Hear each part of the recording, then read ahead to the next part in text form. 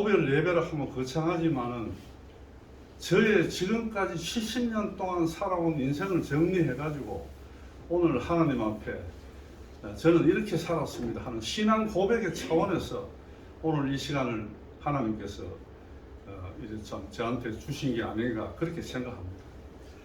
오늘 저의 설교 또는 정언은 두 단락으로 나누어서 말씀드리겠습니다.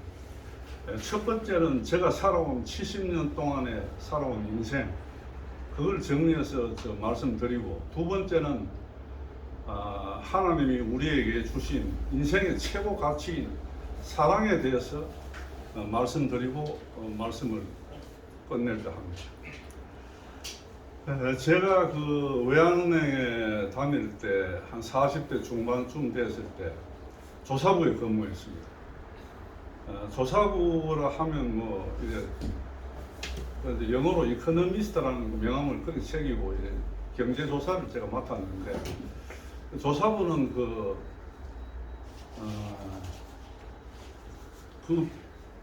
안에 그 도서관이 있었습니다. 조사부 안에.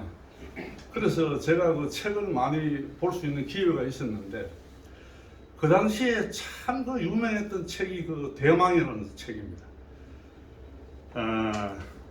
야마오카 쇼하치라는 그 2차 대전에 종군 기자로 있었던 사람이, 그 소설가가 그 책을 썼는데, 우리나라의 그 출판사에서 한 20권 되는 전집을 발간을 해가지고 그 도서관에 비치되어 있었는데, 제가 그 책을 보게 되었습니다.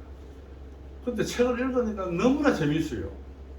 뭐 한번 말할 수 없이 이런 책이 있을까 정도로, 저희 성친께서도 그 책을 젊었을 때 읽었는데, 아버지가 50대쯤 때 읽으셨는데, 그때 아버지는 일본어를 그때 공부를 했기 때문에 원전을 읽었습니다.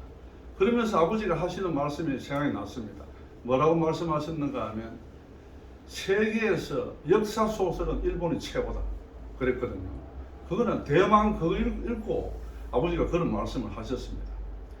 저도 그 책을 읽으면서 밤낮을 가리지 않고 정말 완전히 몰입해가지고 읽었는데, 그 대망의 주인공은 두 사람이었습니다. 물론 오다 노부나가도 나오지만은 주된 사람은 도요토미 히데요시하고 도쿠가와 이에야스입니다. 그리고 야마오카 쇼하치가 썼을 때 그 원전 이름 제목은 도쿠가와 이에야스라는 제목이었습니다. 그러니까 도쿠가와 이에야스가 참 주인공이라 할 수 있는데, 도요토미 히데요시가 이제 조선을 출병하고 이래 참 침략하고 했는데, 나중에 자기가 병이 들었습니다. 병이 들어가지고 죽게 되면서 이제 조선 철군을 했습니다. 철군을 명령했습니다. 그런데 그 천하를 통일한 도요토미 히데요시, 북이 영화는 다 누리고, 일본을 천하 통일을 했으니까 그 부족한 게 뭐 있겠습니까? 그 사람이. 그런데 죽을 때는 뭐라고 한마디 하고 죽었는가 하면, 인생은 일장춘몽이다 그랬습니다. 그러니까 자기가 죽을 때는 아무것도 가질 수가 없었습니다. 그리고 비참하게 죽었습니다. 장례식도 제대로 못했습니다. 왜냐하면 그 장례식 알려지면 철군하는 그 군대에게 어떤 사기가 떨어질까봐 장례식도 못 치르고 산에 묻혔는데, 참 죽을 때는 모든 게 참 비참하게 그렇게 죽었는데, 죽으면서 하는 이야기가 아까 말했듯이 인생은 일장춘몽이다. 그렇게 죽었고, 그 다음에 도쿠가와 이에야스는 264년 동안 그 에도 막부 시대를 열은 일본의 참 명실유실까지 자기 왕조를 확립한 그런 사람이었는데, 그 사람은 죽을 때 무슨 말을 했는가 하면, 인생은 무거운 짐을 지고 높은 언덕을 올라가는 것과 같다. 이렇게 이야기했습니다. 저는 참 공감합니다. 제가 살아보니까. 그리고 저는 살아보면서 느끼는 게 뭐냐 하면, 뭔가 참 노력을 하지 않고서는, 최선을 다해서 살지 않고서는 굶어 죽을 수밖에 없는 게 우리 인생이다. 이렇게 저는 생각합니다. 아무리 부잣집에 태어나도 그 부지런을 하지 않고 노력하지 않으면 그 갖고 있는 재산 다 까먹습니다. 거지 됩니다. 그런 사람 내가 많이 봤습니다. 그리고 인생이라는 노래가 있지 않습니까? 그 유행가가. 그거 보면 이런 가사가 나옵니다. 다시 가라 하면 나는 못 가네. 한 그런 가사가 나옵니다. 저도 참 살아보니까 지금 그냥 살아왔으니까 70평생을 살아왔으니까 그냥 살았습니다만은, 다시 옛날로 돌아가서 지금까지 살아온 인생을 다시 살아라 하면 난 도저히 살 자신이 없을 정도로 인생은 정말 가혹합니다. 가혹하고 힘듭니다. 독고가 이에야스가 방금 말한 대로 무거운 짐을 지고 가는, 높은 언덕을 가는 그 고된 생활이 우리들의 지금까지 살아온 삶이었습니다.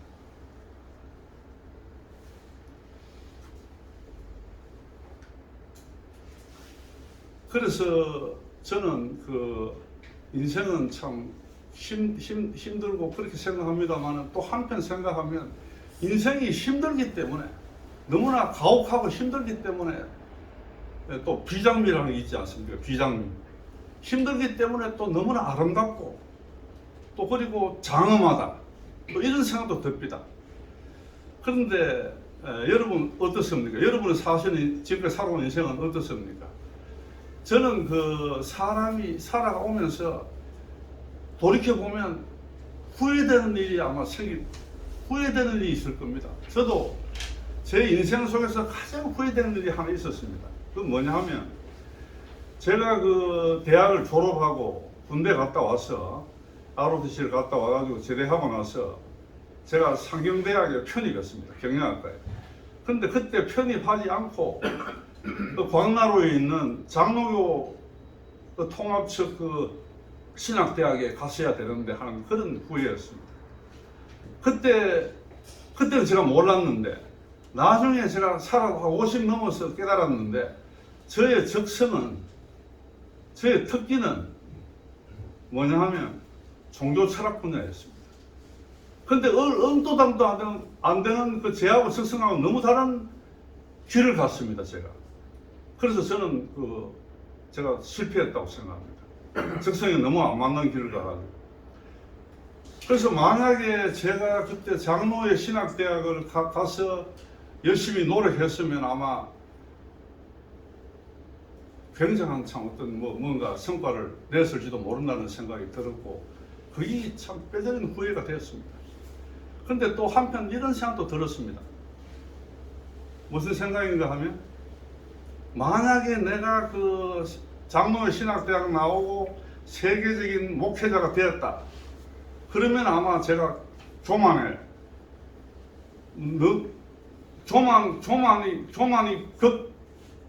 아주 참 교만하게 이럴 데 없는 인간이 되어서 파멸하고 말았을 것이다 하는 그런 또 생각도 들었습니다. 그래서 하나님께서 지금 현재인 모습, 현재 있는 저를 이렇게 살게 해주신 것이 저를 안전하고 가장 하나님이 원하시는 삶, 또 내가 가장 바람직한 삶으로 인도해 주신 것이 아닌가 하는 이런 생각도 한편 들었습니다.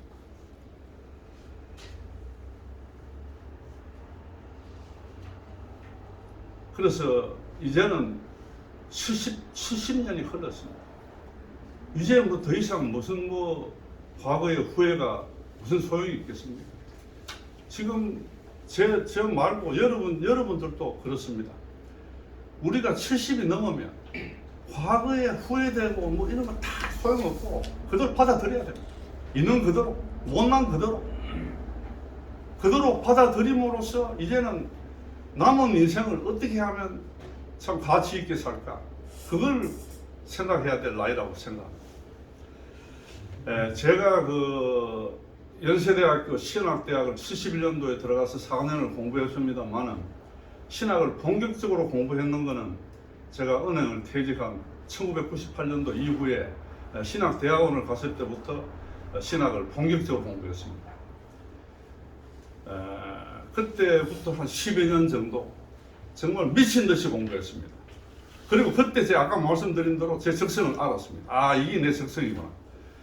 그런데 그 책을 이래 신학 책을 뭐 교부 신학에서부터 현대 포르틸리, 현대 그 위르겐 몰트만까지 그 신학을 이래 다 이래 스크린하는 동안에 제가 그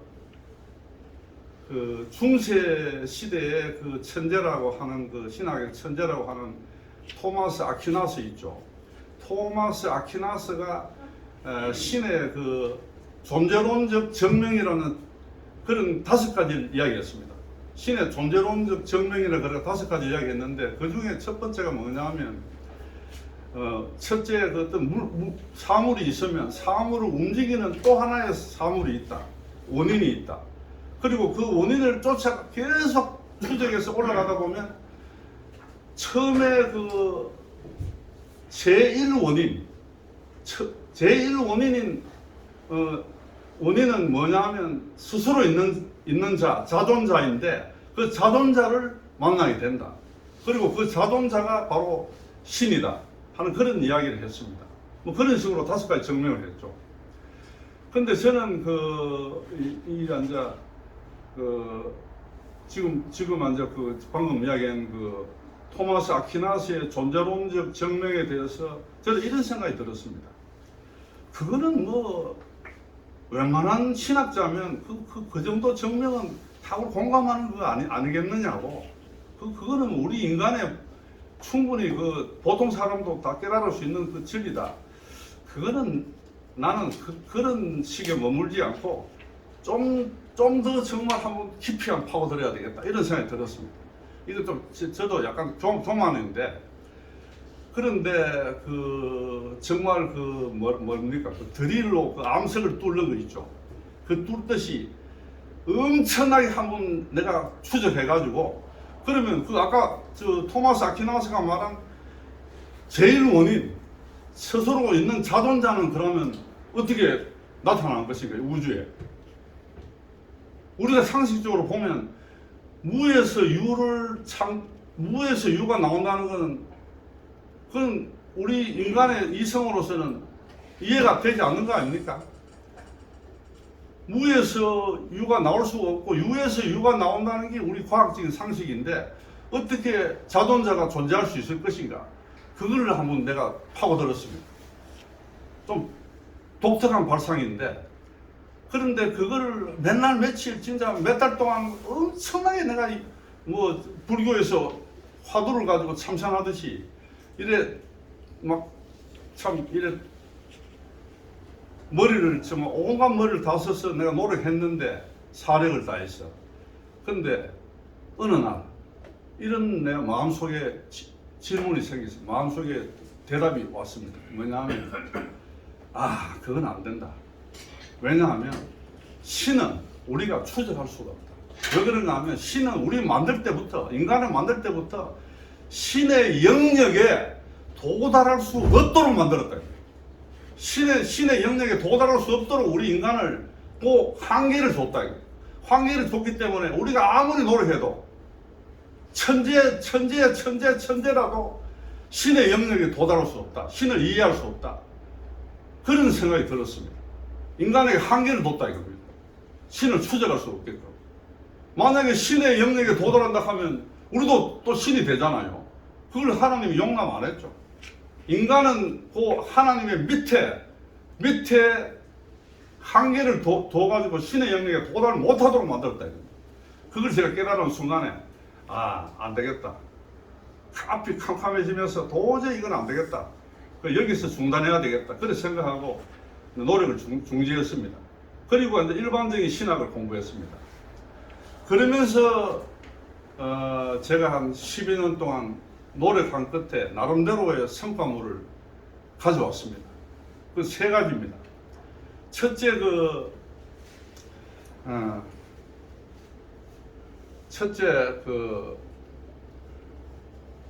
이 신학에서 가장 어려운 게 구원론이라고 그럽니다. 구원론.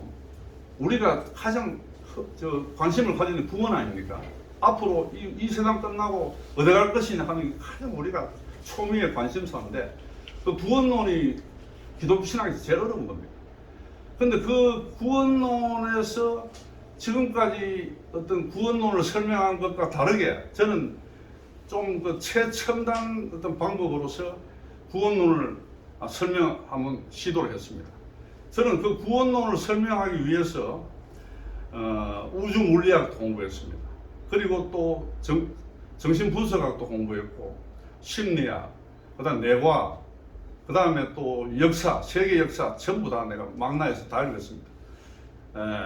그리고 또 인간의 어떤 인간에 대해서도 연구를 많이 했습니다.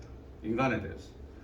근데 얼마 전에 말입니다. 신기하게 이건희 씨, 삼성 제2의 세계적인 기업으로 만든 이건희 회장의 내가 뭔가 자료를 보던 중에 이런 걸 발견했습니다. 이건희 씨가, 나는 그 기업 경영을 주로 공부했는 줄 알았거든요. 일본에 와세다 대학 나왔고 미국에도 갔는데 그 기업 경영에 대해서 공부를 많이 했는 게 아닌가. 또 그리고 그 반도체를 했으니까 반도체 공부를 많이 했는 거 아닌가 이렇게 생각했는데, 너무나 뜻밖의 결과를 제가 발견했습니다. 뭐냐면 인간에 대해서 이건희 씨만큼 공부를 많이 한 사람이 없었습니다.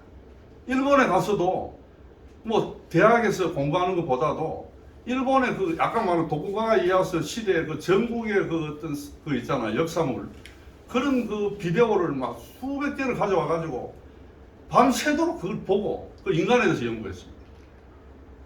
그리고 또 기업하기 전에도 계속 사람에 대해서 연구를 해가지고 이렇게 성공을 했어요. 왜 그런가 하면 그 사람은 혼자서 다 할 수 없잖아요. 혼자서 모든 것을 다 결정할 수 모든 사람을 상대할 수 없지 않습니까? 모든 거를. 그 사람 밑에 종업원이 얼마나 많습니까? 그 사람들 일일이 어떻게 다 상대합니까? 그러니까 몇 사람을 지휘관으로 삼아가지고 그 사람들 일을 맡겨가지고 그 사람들이 또 그 다음 사람들한테 밑으로 내려가면서 이래가지고 한 10만, 20만을 이래 저걸 하잖아요. 경쟁을 하잖아요. 그래서 그 몇 사람을 잘못 쓰면 이 회사가 망한다 이겁니다. 그 밑에 다른 사람이 너무나 많기 때문에. 그래서 이건희 씨는 그 몇 사람을 파악하기 위해서 인간에 대해서 엄청난 공부를 했다 이겁니다. 그래서 제가 독서를 많이 했다 그러면 그 독서의 거의 대부분은 인간에 대한 제가 독서를 많이 했습니다. 사람의 전기 같은 거. 그 다음에 뭐 월간지를 봐도 사람에 대한 이야기 같은 거. 그걸 많이 읽었는데, 그러면서 이제 구원론에 대해서 생각하면서 제가 이제 새로운 방법을 제가 강구했습니다. 그러니까 구원론을 어떻게 설명했는가 하면, 하나는 고전 물리학, 그 다음에 하나는 양자역학, 최첨단 물리학, 우주 물리학이죠. 그거를 사용해가지고 구원론을 설명했습니다. 그건 세계 최초입니다, 제가. 그리고 두 번째 이제 제가 성과물은 뭔가 하면,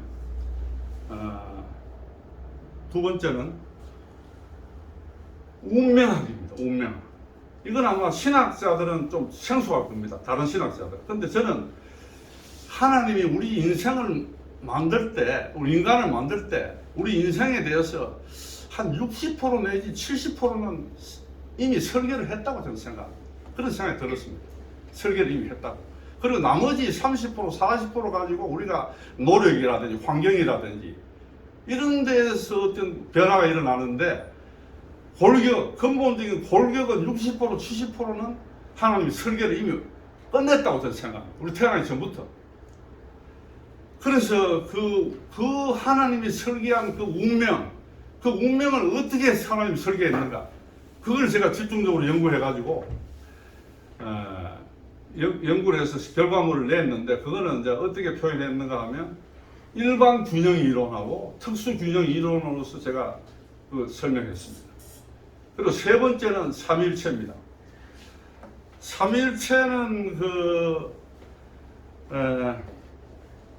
삼위일체는 325년 니케아 공의에 의해서 그때 아타나시우스가 주장한 그 삼위일체론을 확립을 했습니다. 325년에 니케아 공의에 의해서.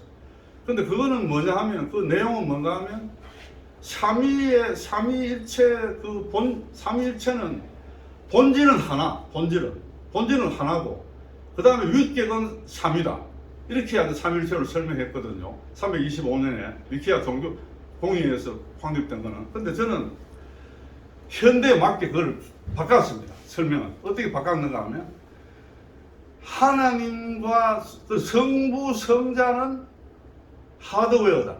그래서 하나님과 성자 아들은 하드웨어인데, 성령은 뭔가 하면 소프트웨어다. 그래서 하나님과 그 아들인 성자가 동시에 공유하는 소프트웨어다. 그래서 성령은 하나님으로부터 발출될 수도 있고 성자로부터 발출될 수도 있다. 그래서 저는 그거를 하드웨어와 소프트웨어 이론으로서 제가 삼위일체론을 설명했습니다. 그래서 이 세 가지 결과물을 제가 만들었는데, 이거는 뭐 세계 신학계에 보고가 될 수가 없죠. 왜냐하면 저는 무명의 신학도이기 때문에 뭐 그건 될 수가 없고. 그러나 저는 최초의 신학자인 사도 바울부터 시작해가지고 아까 말한 그 독일의 위르겐 몰트만에 이르기까지 한 20여 명의 천재적인 신학자들이 그동안에 역사에 있었는데, 그 반열에는 현세에서는 제가 그 반열에 오를 수 없지만은, 하나님의 그 서고, 하나님의 그 기록의 서고에는, 인명사전에는 참 제가 보잘것없지만은 하나님이 저를 올릴 수도 있다. 이렇게 저는 그런 생각도 해봤습니다. 좀 약간 부끄러운, 좀 내가 이렇게 너무 엉뚱한 뭐 생각했는지 모르지만은 한 그런 생각도 해봤는데,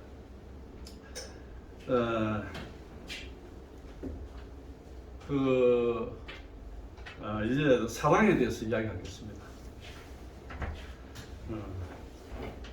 저는 그 사랑에 대해서 이야기를 한다 하면 생각나는 사람이 딱 한 사람이 있습니다. 스티브 잡스입니다. 스티브 잡스는 여러분 다 아시겠지만은 정말 굉장한 천재죠. 그 뭐 아이폰 시리즈 이거로 해가지고 세계 최고의 부자가 됐습니다.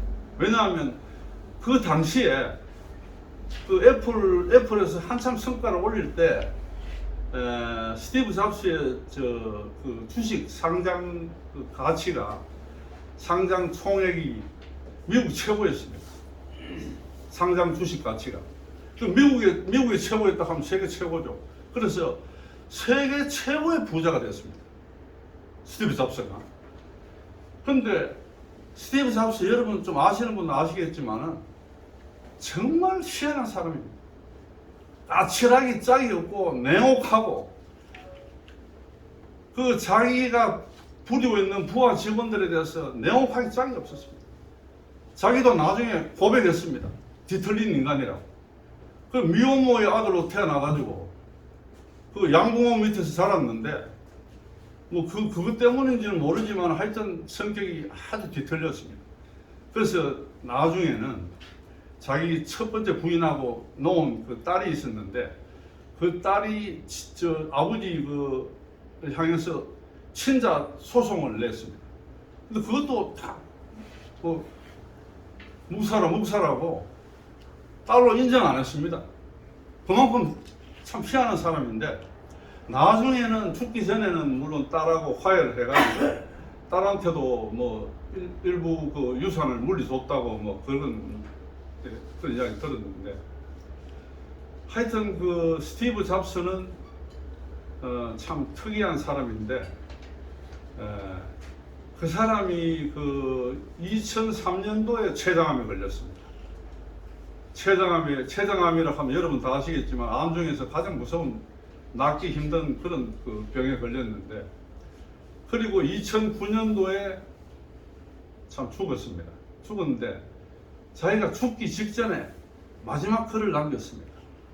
근데 그 마지막 글이 참 심금을 울렸습니다. 저의 심금을 울렸습니다. 그리고 저는 사랑에 대해서 이야기한다 그러면 이 스티브 잡스가 남긴 마지막 말이야말로, 여러분 그 아시다시피 사도 바울이 그 남긴 그 뭡니까? 사랑장이 있잖아요. 고린도전서 13장. 그게 전 세계에서 사랑에 대해서는 가장 참 최고의 글이라고 생각합니다만, 저는 그것보다도 스티브 잡스가 남긴 이 마지막 글에 나오는 그 사랑이야말로 사도 바울의 13장을 능가하는 말이라고 저는 생각합니다. 그만큼 저의 가슴에 깊은 정말 그 인상을 줬습니다. 근데 오늘 그 스티브 잡스가 그 남긴 그 이래 말을 보면,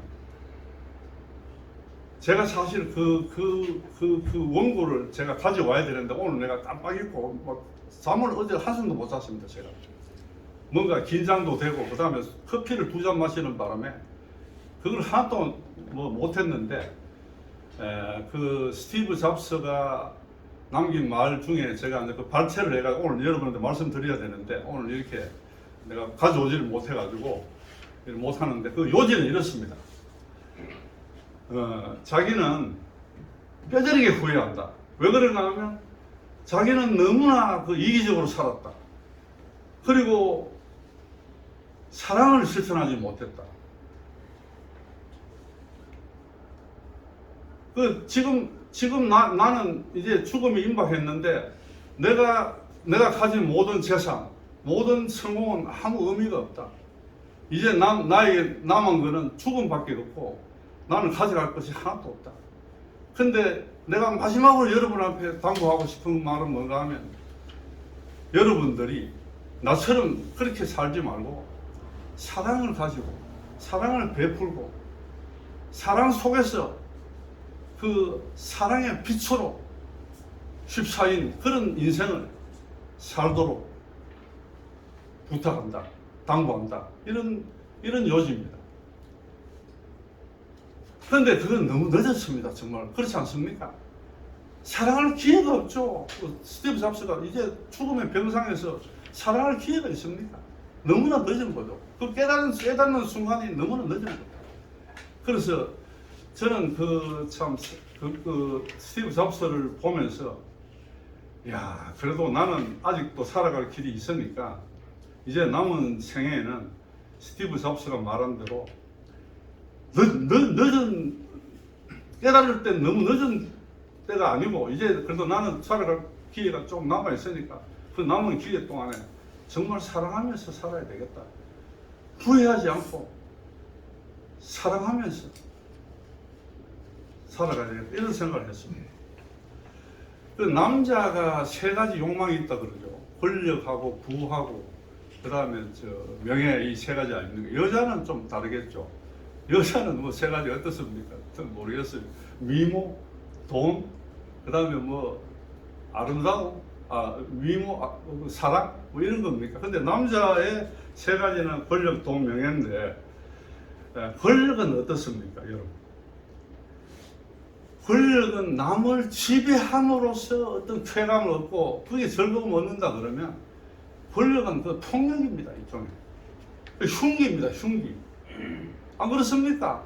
남을 지배함으로써 어떤 만족을 느낀다 하면 그 권력은, 그거는 폭력이고, 사랑이 없는 권력은 의미가 없습니다. 또, 부를 한번 봅시다, 돈. 부도 그렇습니다. 사랑이 없는 부는 뭡니까? 사랑이 없는 부는, 그거는 자기 과시, 또 어떤 남을 업신여기는 거, 열패감을 주는 거, 뭐 그런 거 아닙니까? 그리고 그 어떤 그 부패된 썩은 쓰레기 같은 그런 것이 부가 아닙니까? 근데 그 옛날에 보면 이런 걸 봤는데, 신문기사를 봤는데, 노량진에 그 젓갈 할머니가 과부가 되어가지고 평생을 버린 돈을 가지고 한 몇 억인가 자기 전 재산을 가지고 사회에 어려운 사람들을 위해서 이래 참 사용했다. 헌납을 했다. 그런 기사를 봤는데, 그런 부가 진짜 부죠. 가치 있는 부. 하나님이 원하시는 부가 아닙니까? 또 명예를 한번 봅시다. 명예도 그렇습니다. 명예도 보면 이 사실 그 명예라는 게 자기 교만이거든. 일종의 사랑이 없는 명예는 자기 교만이죠. 나르시시즘이라는 게 있지 않습니까? 자기 도취에 빠지는 거죠. 허장성세입니다. 일종의. 그 제가 얼마 전에 보니까 우리나라에서 그 노벨 문학상 후보에 항상 오르는 시인이 있었습니다. K 시인이 그 명예가 엄청나게 높았죠. 노벨상 뭐 할 때마다 계속 그 후보에 오르고 뭐 세상이 떠받들고 했으니까 독서도 뭐 엄청나게 했다 그러는데 뭐 몇만 권 독서를 하고. 그런데 그 사람 한번 보십시오. 그 여성 문제 때문에 완전히 그 폐가 망신하고 비참하게 되지 않았어요. 요새 뭐 언론에서 전혀 사라진 지 오래돼요. 그러니까 그 방금 이야기했듯이 권력, 돈, 명예, 이거는 참 허망한 겁니다. 그래서 제가 이제 오늘 그 본문에 보면 예수님이 그 고별 설교가 나옵니다. 우리 신학자들이 그 예수님이 처형당하기 전에 그 요한복음 13장에서 17장까지의 말씀을 예수님의 고별 설교라고 합니다. 그 고별 설교의 주된 말은 오늘 본문에 요한복음 13장 34절에서 36절 사이에 뭐가 있습니까? 내가 너희를 사랑한 것 같이 너희도 서로 사랑하라 한 그런 말씀을 예수님 남겼습니다. 그리고 천국과 지옥을 가를 때 기준은 뭔가 하면 마태복음 25장 31절 이하에 나옵니다. 그 기준은 뭡니까? 사랑입니다. 예수님이 직접 말씀하셨습니다. 사랑이 있는 사람은 천국 가고 사랑이 없는 사람은 지옥 간다. 예수님이 직접 말씀하셨습니다. 그래서 저는 여러분의 참 생애 속에서 과거에 만약에 좀 이기적으로 살았다 그러면 이제부터는 남은 생애는 사랑을 가지고 사랑의 빛에 거기에 들어가서 사랑을 베풀고 사랑 가운데 사시기를 저는 여러분에게 요청합니다. 그리고 마지막으로 이 말씀하고 끝내겠습니다. 우리가 살면서 말입니다. 사랑을 많이 경험했습니다. 부모님의 사랑, 또 할아버지, 할머니의 사랑도 있습니다. 또 친구들의 사랑도 있습니다.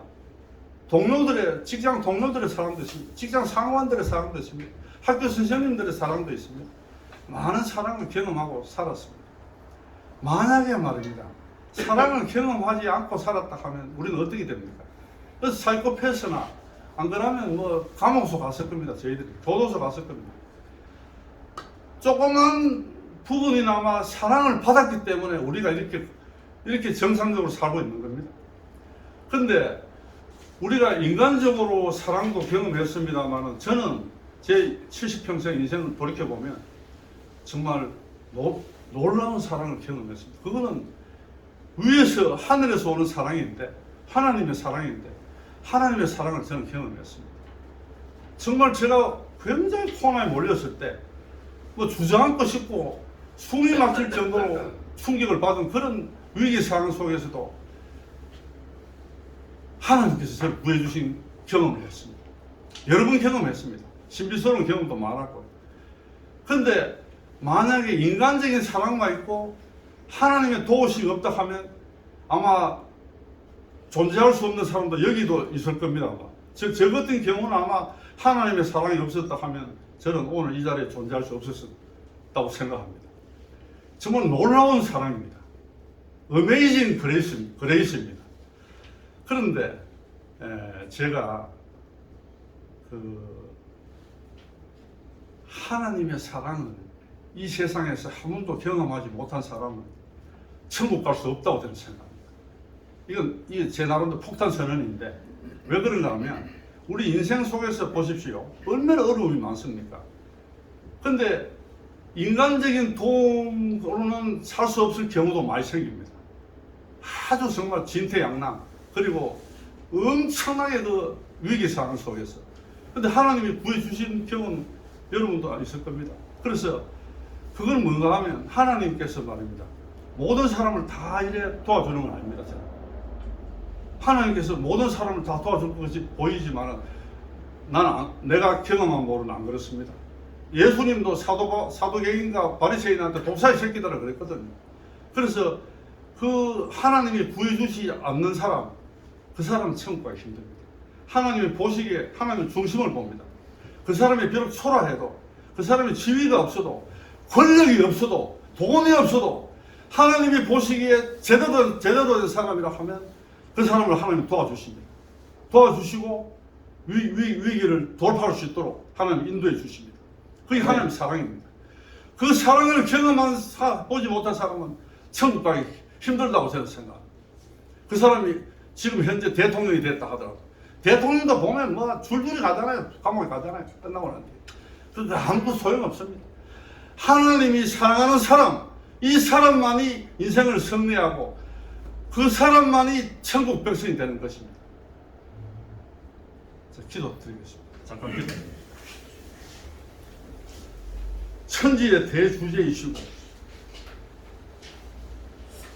존귀하신 하나님 아버지, 오늘 참 부족하고 초라하고 남루한 인생을 살아온 저를 이 귀한 자리에 하나님께서 불러 세워주신 그 은혜를 생각할 때 이루 말할 수 없는 감사와 영광을 하나님 아버지께 바칩니다.